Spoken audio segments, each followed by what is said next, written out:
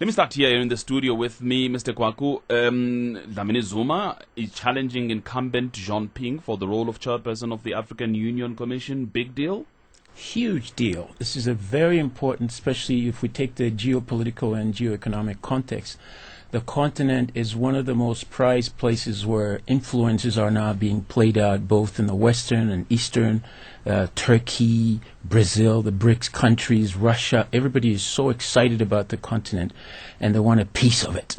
And one of the most important countries in the continent, which is literally the most important superpower, South Africa, has to have a piece on it. For the past 16, 17 years, the country hasn't really taken the time to really look at its backyard, and it is time for South Africa to do that. Because the question is, again, it appears as if you take what Minister Maite-Nkwana Mashabane has been saying, she's been saying South African representatives crisscross the continent over the past couple of months, lobbying for Zuma's candidature. One wonders what is at stake for South Africa. Why should South Africa be interested? Because if South Africa doesn't do it in the geopolitical place, South Africa is going to be left out. South Africa has to start put its influence out.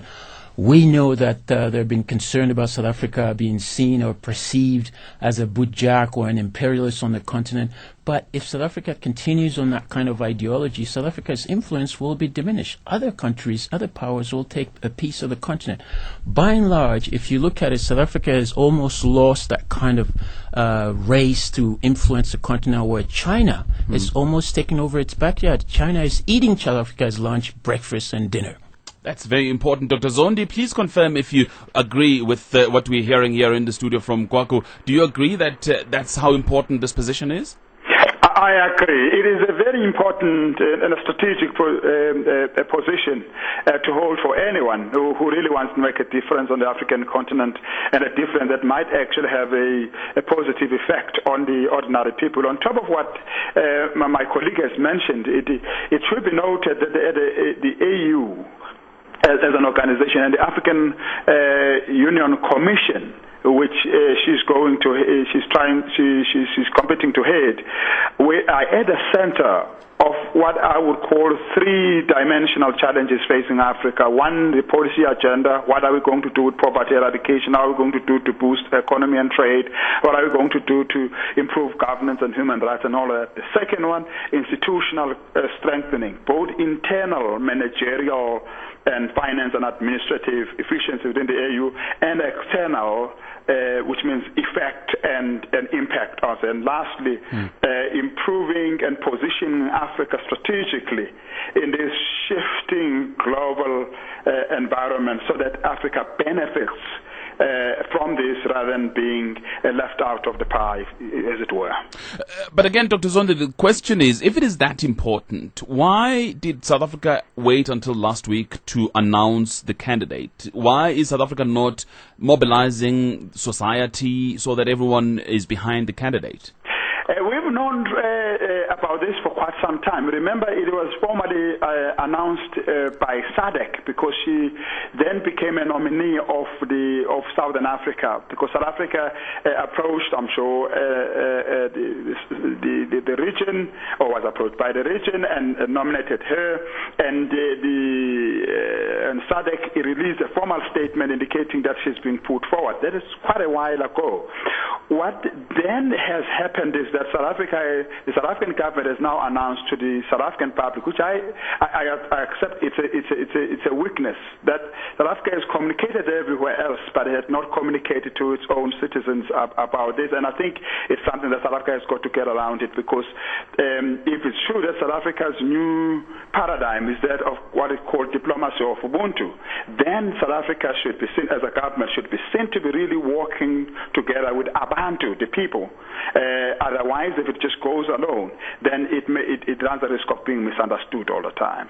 Or could there have been perhaps disagreements among the South Africans or South African government about who the candidate should be? I just think that's it was an error on the South African government side. I think we should have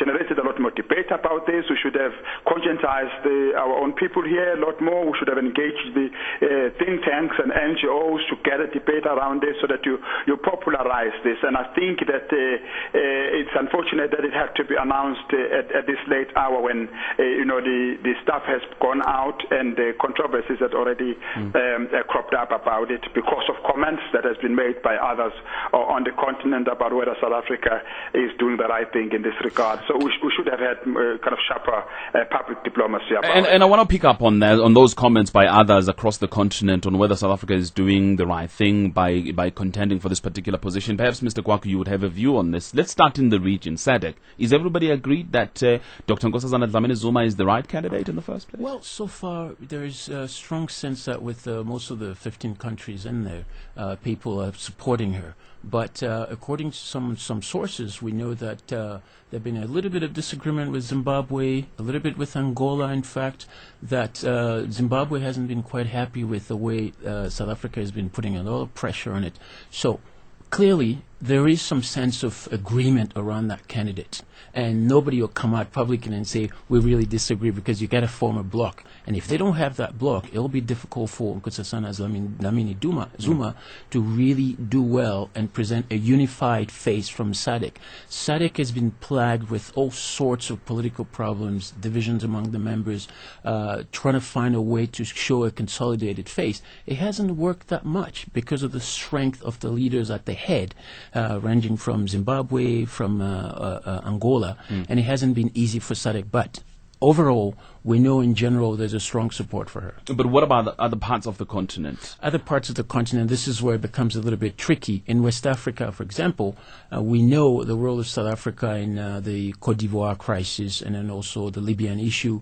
A lot of francophone countries are not going to support her really well. In fact, one of the issues that's been swept off the carpet all the time is that sort of simmering division between francophone Africa and then anglophone Africa. Every time you speak to our leaders diplomatically, they tell you, no, there's nothing. We have a unified front. But indeed, the mental model of both of these groups is totally at odds with each other. If you want to look at the style of management of most francophone countries, it's a little bit heavy, very bureaucratic. It takes time to get things done, procedural. And then on the other side, the francophone group, the anglophone group, you have a more speedier thing, looking at things and getting them done instead of wasting time in complex diplomatic stuff, French style. And that is a huge issue. And that creates some kind of clash between francophone Africa or West Africa and Southern Africa or Anglophone Africa, and it's something very important. And that kind of division hasn't allowed the continent to speak with one voice.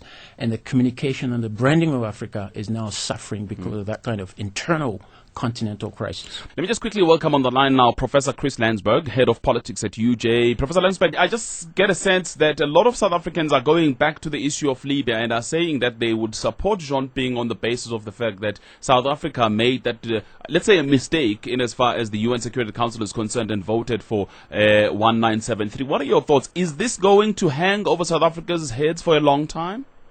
I think those are very perceptive inputs by the callers and those who send in SMSs. And let me just build on some of the excellent comments already made by my two colleagues in the studio. What is interesting and ironic about Minister Dlamini-Zuma's nomination at this stage is that it comes at a really peculiar time in African diplomacy in general, but South Africa's position in the continent in general. Over the last 2 weeks, Kolani, I briefly participated in a debate with Dr. Zondi. Last week we spoke again, and you kept pushing me on the question about how divided Africa is at the moment and to what extent South Africa should take part of the responsibility and the blame for it. My hunch is that if a majority of leaders and officials were to vote with their head, in other words, with their rational minds, Nkosazana Dlamini-Zuma would walk away with this one. Right. After all, she was instrumental in setting up the AU during that crucial period, late 90s, early 2000. And I don't think Jean Ping would do well.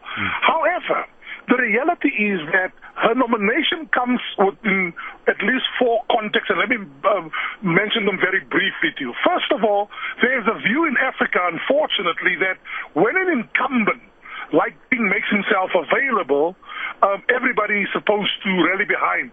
So South Africa is almost breaking an unspoken code in Africa to go against the grain. So it's almost South Africa is sowing disunity. Of course, there has been a precedent when President Konari was voted.